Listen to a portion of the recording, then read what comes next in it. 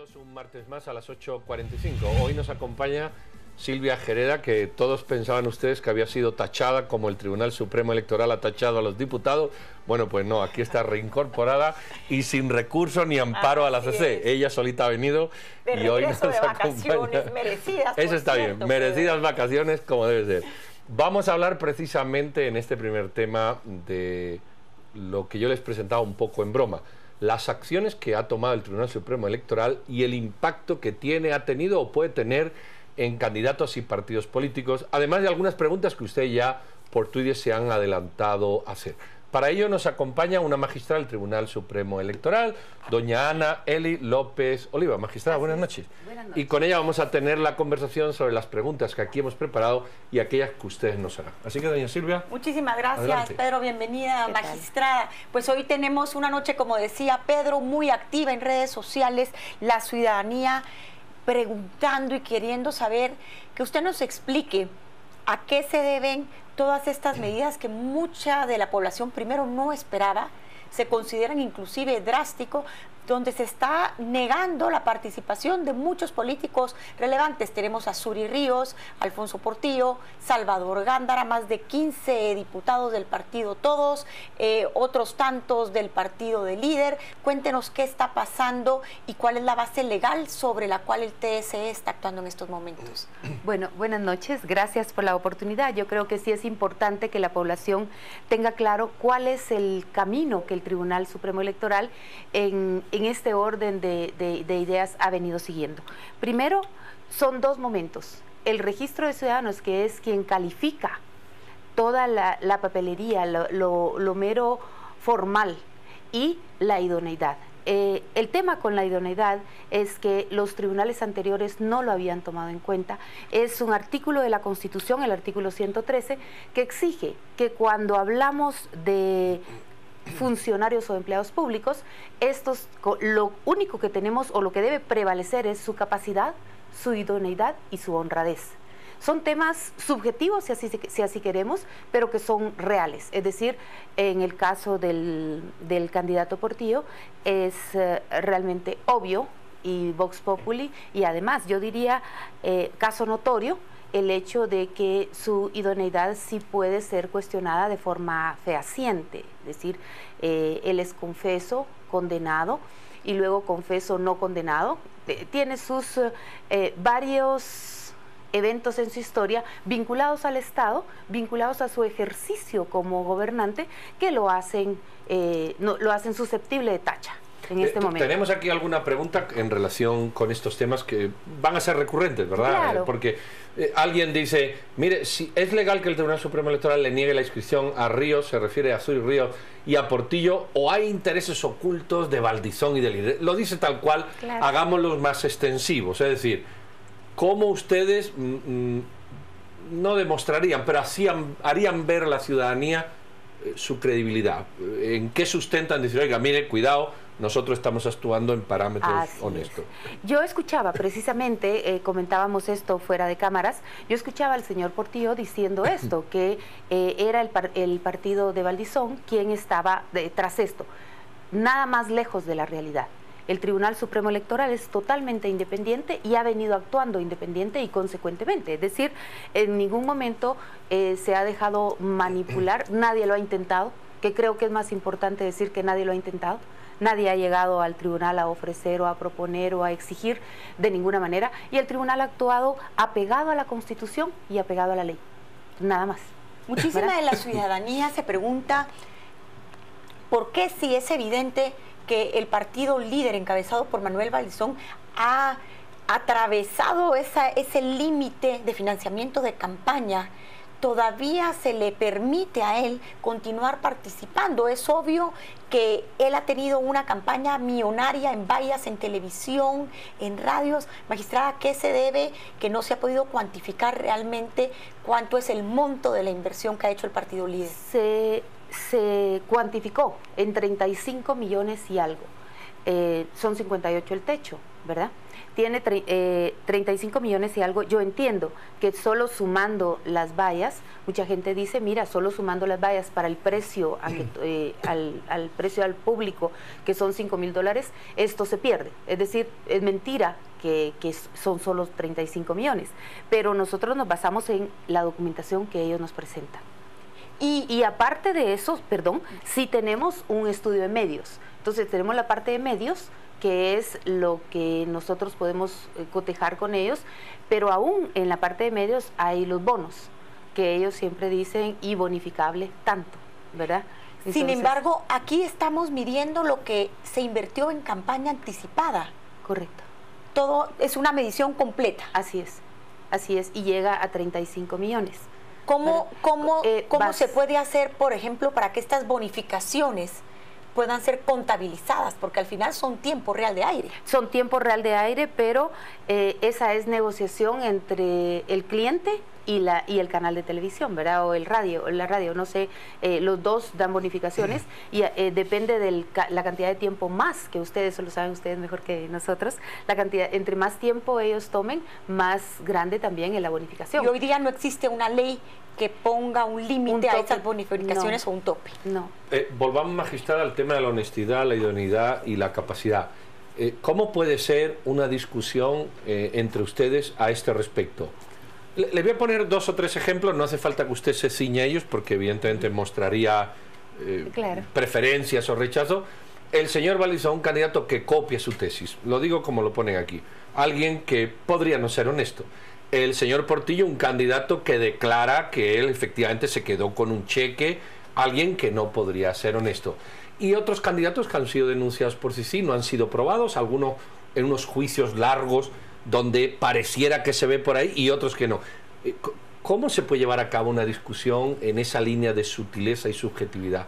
Correcto, es precisamente esa línea tan delgada que nos permite, vamos a usar la palabra, condenar a una persona y no condenar a otra. Condenar a una persona o decir que esta persona no es honorable es porque ya recibió una condena. Y él recibió una condena en base a una confesión. Pero mientras yo me estoy defendiendo y tengo un proceso abierto, pero me estoy defendiendo, hay otro principio constitucional que es la presunción de inocencia que me beneficia y no podríamos nosotros condenarlo antes de que el sistema jurídico lo condenara.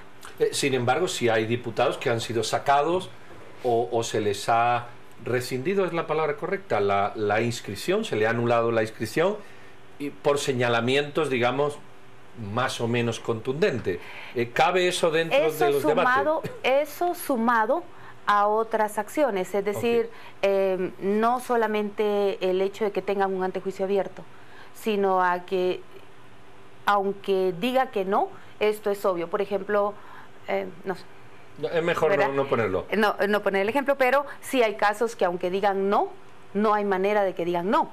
Y pueden decir no del diente al labio, pero el no es comprobable fehacientemente. Entonces, cuando las cosas son comprobables fehacientemente, ya no hay vuelta atrás. El tribunal está haciendo un esfuerzo sobrehumano, me voy a robar las palabras de Miguel de la Madrid, por la renovación moral de la sociedad. Digamos que ustedes discuten, lo hacen en conciencia y luego hay otras instancias, porque evidentemente hay cosas que son de apreciación, no es de una claridad meridiana. Algunos casos sí, porque ya hubo una confesión personal de decir yo sí hice tal cosa, ¿verdad? Entonces ahí no hay, y además en un caso siguió la condena, en el otro pues se evadió la justicia, pero en los dos casos confesó haberlo hecho. Magistrada, hablemos un poquito del caso de Alejandro Yamatei, que también él había sido acusado durante su gestión, fue a tribunales, sabemos de que no obtuvo ninguna condena. Sin embargo, en este caso no estaríamos aplicando el tema de la honorabilidad. Hay un problema más serio, creo, con el caso del doctor Alejandro Yamatei, porque él estaba en ejercicio del cargo y tenía funciones, y al no poder, y una de sus funciones era precisamente velar por el sistema penitenciario, porque estaban en esa área. Entonces, el hecho de que él estuviera en el momento que sucedieron las cosas, pero que a él no se le probara ningún hecho, lo exime de responsabilidad, ¿verdad? Pero él estaba ahí por función de su cargo. como estaban todos los demás. Entonces, no se entró a conocer esa parte debido a que no había condena, en primer lugar, nunca hubo aceptación de los hechos y había el ejercicio de un cargo público que sí conllevaba esa visita, si así se quiere, al sistema penitenciario. Y por el otro lado, el caso de Salvador Gándara, quien inclusive ya tenía un finiquito de la Contraloría de Cuentas. Cuéntenos un poquito cómo es que se consigue revocar esa candidatura. Primero, porque este finiquito era ofensivo al intelecto, si lo queremos ver así, porque era interferencia de funciones. La Contraloría General de Cuentas le niega a Salvador Gándara el finiquito. Entonces viene él y plantea un amparo ante la Corte de Constitucionalidad. La Corte de Constitucionalidad lo ampara y entonces le ordena a la Contraloría emitir un finiquito. Pero este finiquito lo emite condicionado. Dice claramente que fue por orden de la Corte. El Tribunal Supremo Electoral no puede aceptar ese tipo de finiquitos y de hecho no los va a aceptar ningún finiquito que venga por orden de juez, porque entonces es alterar el orden, es decir, en otras palabras, él sí tiene casos pendientes de Contraloría, pendientes con el Estado, pero lo vamos a dejar participar. Estamos viendo un precedente único en la historia de Guatemala. Nunca el Tribunal Supremo Electoral había recurrido a estos dos artículos. Nunca. Y nunca el Tribunal Supremo Electoral había decidido que si el finiquito no era limpio, es decir, porque claro, los que van para la reelección, su finiquito es temporal, ¿verdad? O sea, su finiquito no puede ser absoluto porque sigue en funciones. Pero el hecho de que sea temporal no quiere decir que no sea válido, porque lo que no es válido es que sea por orden de juez, que tuvo que darlo el señor Contralor. Aquí hay una pregunta por pasiva que yo le voy a intentar dar la vuelta. Dice, entonces el Tribunal Supremo Electoral es garante de la honorabilidad de los ya inscritos. Yo sé que la respuesta evidentemente es que no, pero yo la quiero complementar de la siguiente manera. Imagínese una ciudadanía activa que alimentara al Tribunal Supremo Electoral sobre casos de corrupción, sobre casos manifiestos de alteración de documentos, sobre los candidatos. Claro. El Tribunal Supremo Electoral, no siendo garante de esta honorabilidad por pasiva, ¿admitiría ese tipo de señalamientos para poder desdecirse o para poder negar o suprimir la inscripción que de momento tiene hasta que no se demuestre lo contrario? Pues quiero decirle que, si bien es cierto, no aceptaríamos un chisme ni un recorte de prensa, no, pero hemos tenido una muy buena relación y una muy buena comunicación con la sociedad civil. Y la sociedad civil organizada en todos sus sectores han llegado a platicar con nosotros y a pedirnos encarecidamente que apliquemos el 113, en el sentido de, por favor, si estamos en esta coyuntura, en este momento histórico, es el momento de no dar marcha atrás. Presentemos caras nuevas, no podemos hacer lo mismo con los mismos actores y pretender cambios. ¿Verdad? Aquí una de las personas que nos sintonizan preguntan, ¿y qué pasa con Sandra Torres? De quien la CC afirma que cometió fraude de ley. En el caso de ella, ¿por qué no se le aplicó también este tema de la honorabilidad? Ella cometió fraude de ley para ser candidata la vez pasada. Y ahí se le castigó no permitiéndole ser candidata. El castigo ya está. Es decir, a ella se le castigó. Ella ya, la consecuencia jurídica de su acto era su fraude de ley no va a fructificar y usted no es candidata. Y no fue candidata la vez pasada. Entonces ahora es otra, ahora no tiene prohibición. ¿Sí? Hay mucha gente que, bueno, señala el mismo tema, entonces lo vamos a empaquetar. Hay gente que dice, mire, el Partido Líder utilizó muchas fundaciones para generar publicidad escondida, derivada. Incluso el Partido Líder devolvió 7 millones de quetzales de, bueno, usted sabe, ¿verdad? De aquellas donaciones de algunas empresas que además sumaban juntas más de lo permitido y tal. Al respecto, para estos televidentes que nos hacen la pregunta. Un tema que es bien importante en este caso. Ellos reconocieron que posiblemente estas entidades estaban relacionadas y que mejor devolvían el dinero porque se pasaban del techo y podía presumirse eventualmente que había sido una sola persona quien había donado más del 10%, que era prohibido, ¿verdad? Entonces optaron por devolverlo. Esa es una, pero había algo antes. de la devolución del dinero? Perdón. Sí, las fundaciones Sí. A través de las cuales pues se había hecho publicidad, donaciones. Para mí es importante, e insisto, si el Honorable Congreso de la República aprobara las leyes, se castiga a las fundaciones, siendo que vemos que echa la ley, echa la trampa, ¿verdad? Ellos, en este momento no teníamos cómo castigar a las fundaciones porque las únicas personas ante el Tribunal Supremo Electoral, o las únicas personas sobre las que tenemos autoridad son los partidos políticos, los comités cívicos y las asociaciones con fines políticos. Pero estas fundaciones no eran con fines políticos, decían que no y lo hacían, ¿verdad? O sea, en sus estatutos no aparecía. En las reformas va un artículo específicamente para las fundaciones, donde el tribunal puede ordenar la cancelación de estas fundaciones por involucrarse en temas políticos. Magistrada, hay otro tema que queda en el aire y que lo siguen cuestionando los televidentes. ¿Cómo es posible? Usted mencionaba el caso de Sandra Torres, que ya purgó en una ocasión pasada. Hablamos ahorita del caso del líder, donde se le permitió que sacara a su financista. La moral y la honorabilidad tienen que ser intachables. Correcto. Ayer, hoy y mañana.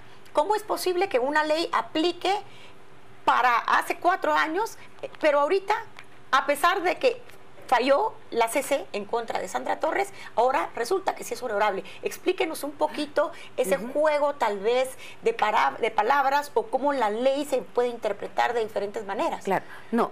La ley se está interpretando tal y como es. La ley del organismo judicial dice: comete fraude de ley quien utiliza una ley diferente para lograr efectos contra una ley que le impide hacer algo. Entonces, el tema con ella fue que si era esposa de Colón, no podía ser candidata porque la esposa tenía impedimento, por ser pariente, aunque no forme grado. Bueno, entonces ella decide divorciarse y se le castiga, o se le dice: no señora, no puede divorciarse. Bueno, sí puede divorciarse, pero no puede ser candidata, porque usted lo hizo en fraude de ley. Y entonces el castigo, el efecto que ella pretendía lograr era ser candidata.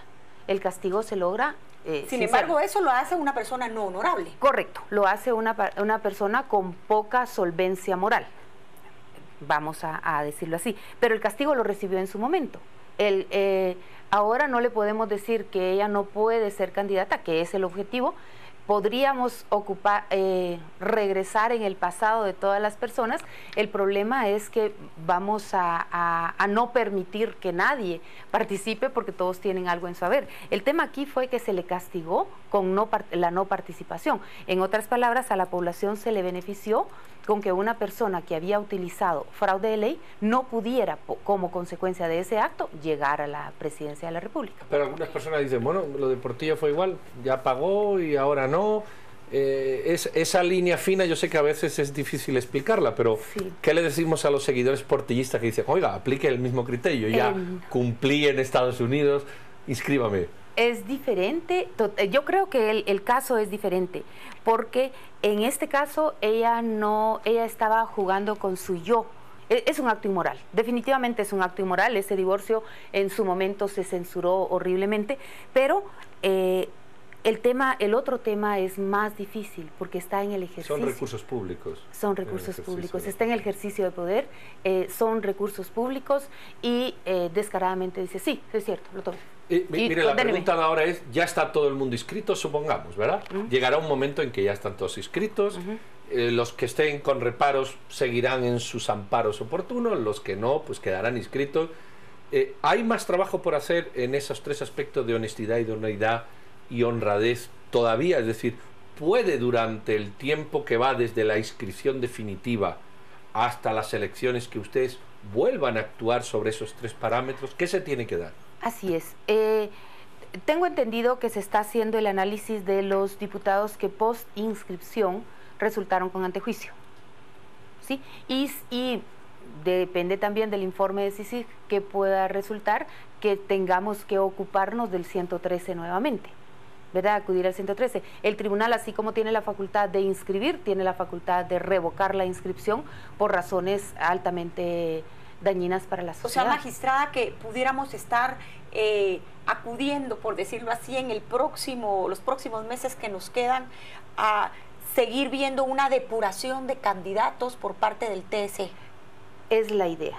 La idea es limpiar en la medida de lo posible con los argumentos legítimos, argumentos legales que permitan hacerlo, limpiar el panorama político. No tenemos varita mágica ni conocemos todo, pero volviendo a la posible intervención de la población, el grupo de la sociedad civil, recuerdo que fue Pedro Cruz y alguien más, a presentar un amparo pidiéndole que la Corte de Constitucionalidad nos ordenara aplicar el 113. No se ha hecho, pero sin embargo nosotros les entendimos a ellos el mensaje y lo estamos tomando porque es una petición urgente de parte de la ciudadanía. ¿Hasta qué punto ustedes la pueden dar, y a lo mejor algún medio hacerse eco, una lista de todos estos deshonestos, no honorables o que no reúnen las condiciones para ser inscritos, a efecto de que la ciudadanía en los centros de votación conozca el partido, las personas, los hijos? Todos están recurriendo a hijos, a sobrinos, porque están saliendo por la tangente. ¿Existe esa posibilidad informativa? La posibilidad de que ustedes conozcan todos los candidatos sí es posible, está en la página. Es decir, cada partido con sus planillas enteras está en la página, tanto planilla de diputados como consejos municipales, completita. Familias completas participando, que ese es otro problema, ¿verdad? Que también lo tenemos previsto en las reformas a la ley electoral. Sí me gustaría contarles 3 cosas que tenemos en la reforma que van a alivianar un poquito y que creemos que también son el freno en mano que mantiene a los diputados renuentes a conocer esto, que es el nepotismo en los comités ejecutivos de los partidos, el financiamiento público, la no reelección y el transfugismo. El transfugismo quedó un poquito, yo diría que no quedó lo suficientemente fuerte, sin embargo creo que en la mesa donde se trató los temas electorales se le entró un poquito más porque había una inconstitucionalidad contra el artículo 50 de la ley del régimen interior del Congreso y con eso que se modificara pues ya el transfugismo se acaba. Magistrada, hablemos un poco del caso de Suri Ríos. La vemos hoy nuevamente apelando a las Cortes. Quisiera que usted nos explique cuáles fueron los puntos medulares que ustedes tomaron para negarle su inscripción. Bueno, básicamente la Constitución, pero creo que hay un tema bien importante que la población, tenemos amnesia, creo yo, y amnesia convenencial. Se nos olvida por qué nació una norma. Esta norma nació en un momento donde toda Latinoamérica era presa de gobiernos militares abusivos, prepotentes, déspotas, que además eran golpistas, todos golpistas. O sea, no me gusta cómo gobiernas, te doy golpe. No me gusta cómo gobiernas y te doy golpe. Y era una forma de alterar el orden constitucional cada día y veamos, nuestra historia constitucional nos ayuda a entenderlo.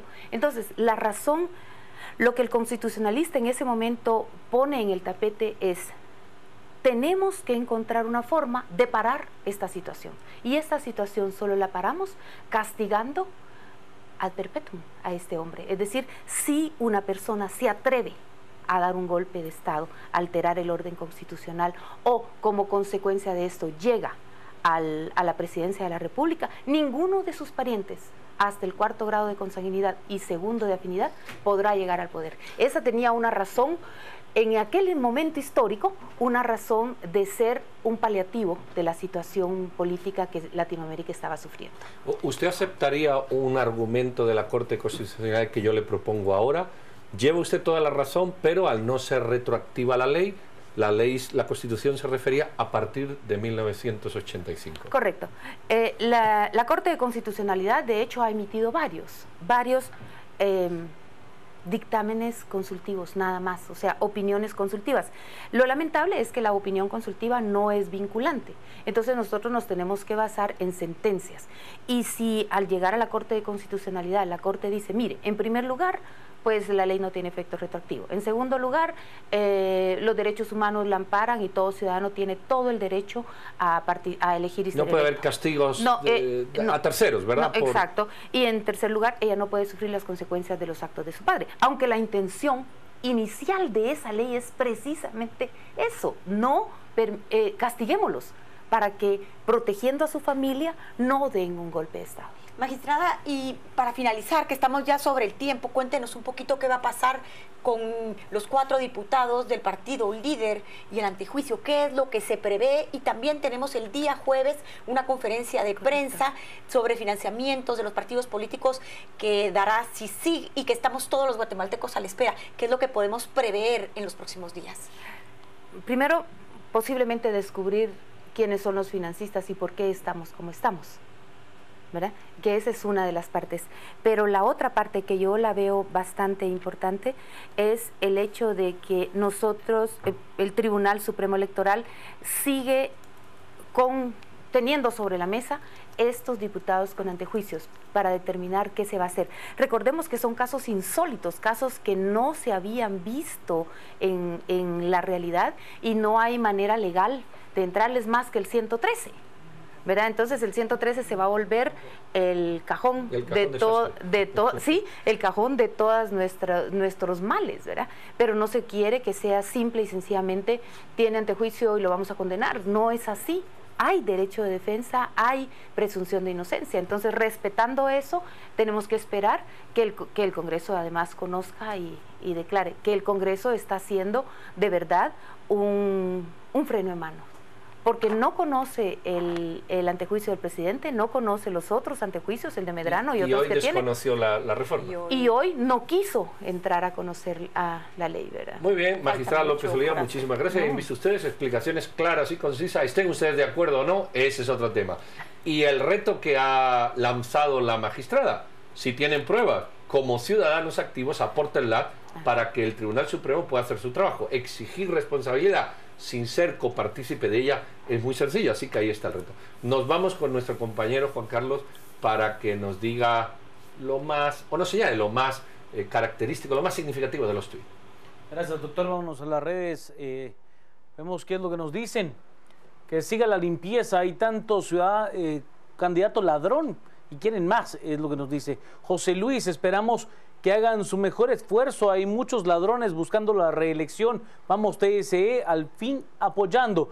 Nos dicen también falta de idoneidad, falta de honorabilidad, falta de honradez, nos plantea Toquemón. Cristian nos dice, el video de diputados de líder que mostró CICIG será prueba fehaciente, es la pregunta que nos hace Cristian Michi. Entonces, dentro de 4 años podría participar Portillo, Gándara, Julio Maldonado, etcétera. ¿Ya serían honorables? Es la pregunta. También nos dice, ella estaba haciendo algo peor que un divorcio. Ella quería mantenerse en el poder, refiriéndose a Sandra Julieta Torres Casanova.